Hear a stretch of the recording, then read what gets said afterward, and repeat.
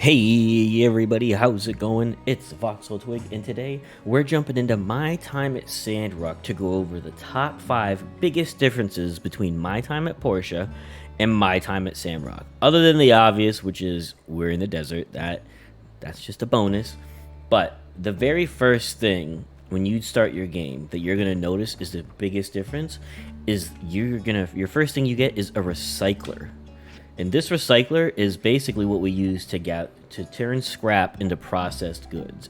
There's different kinds of scraps, different materials come from each one, and it's a much different way of gathering materials than in Portia. Because in Portia, remember, it was, you just chop down trees, you break rocks, you get stuff. Now that's still a thing in Sandrock, but the main difference in the main way you're going to get a lot of resources for the majority of the game is through recycling. And keep in mind, all 5 of these big differences, we're going to have a specific video on each of them to go over them in more detail. This is just a big overview, which leads us into difference number 2, resource gathering. Now, we are in the desert, and the whole point of Sandrock is that, resources are scarce, things are harder to come by. So, if I were to chop down this cactus, I get a few wood, and that's not a ton, but also the townsfolk, on your first day when you first chop down a cactus, you'll get approached and they'll tell you, whoa, what are you doing cutting down that tree? What they encourage you to do is to find these piles here, piles of scrap. So from that, I got 1 wood scrap that you would then put in a recycler to then get wood. And it's just another way of gathering those same resources, but it's very different. And there's different kinds, there's different ways. Inside the salvage yard, there's metal scrap, there's rubber scrap, there's iron scrap. Here you have a pile of stone scrap. Now, you still have resources that you can go out and gather. You can still chop down cactus, you can still cut down bushes for fiber, break rocks for stone. But the big change is, the number 2 change is, resource gathering is very different, because now you also have bonuses that can be applied to gathering. There's much less resources, because you remember in Portia there was trees everywhere. In Sandrock, that is not the case. Those big trees over there, you will get scolded if you try to chop those down. So they really encourage you to use scrap.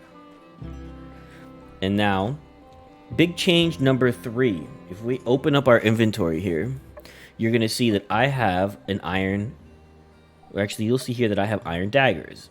The quality here is purple, as opposed to this stone dagger that's green.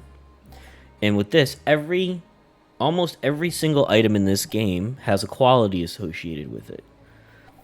And there's green, there's blue, and there's purple. You can upgrade quality, but different quality does different things.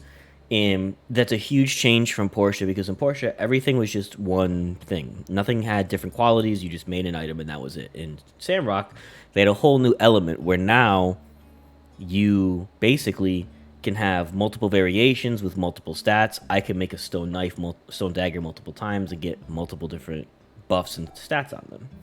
That's a huge difference. Difference number 4 is your skill tree. Now, in Portia, you got a skill with every level up, and then you could put it in the tree however you wanted. In Sandrock, you have 4 trees. You have gathering, workshop, combat, and social. And as you do things in those trees, you get experience within them and then points to use. That's a huge change, and it adds a whole nother level of immersion into the world when you can specialize in certain things. All right, and top 5 difference number 5 is the research center. Here, unlike in Portia where you just give Petra data disks and she gives you random things, here you can actually choose what you want to research and in what order, which is absolutely fantastic. So you can basically forge your own adventure here without the randomness. So if you want to focus on one thing over another, you can do that. You don't have to let it be up to chance. And that is pretty much sums up. I think there's plenty of other differences between Portia and Sandrock. I think Sandrock's going to be an amazing game. Right now, this is on the beta version that is currently available. It was available a little bit ahead of early access, but there's plenty of other things that are different between the two games. You know, smaller mechanics, different things. But those were what I felt were like the top 5 biggest differences, and we're going to do an individual video on each one. And as a bonus, a special little bonus, 5.5 if you want to call it, in Sandrock, if you hold tab on PC and open the radio, you can save the game at any time. You no longer have to wait to go to bed to save your game. But that's it for today's video. The next time you hear from me, we'll be going over these top 5 differences in much more detail. And if you like this video, please hit that like button down below and leave me a comment. And if it's your first time here, don't forget to subscribe and hit that bell to get notified when we upload our new videos. We are going to be putting out a full My Time at Portia playthrough, so stay tuned and check that out. And as always, you guys, I am Voxel Twig, and I will catch you all next time.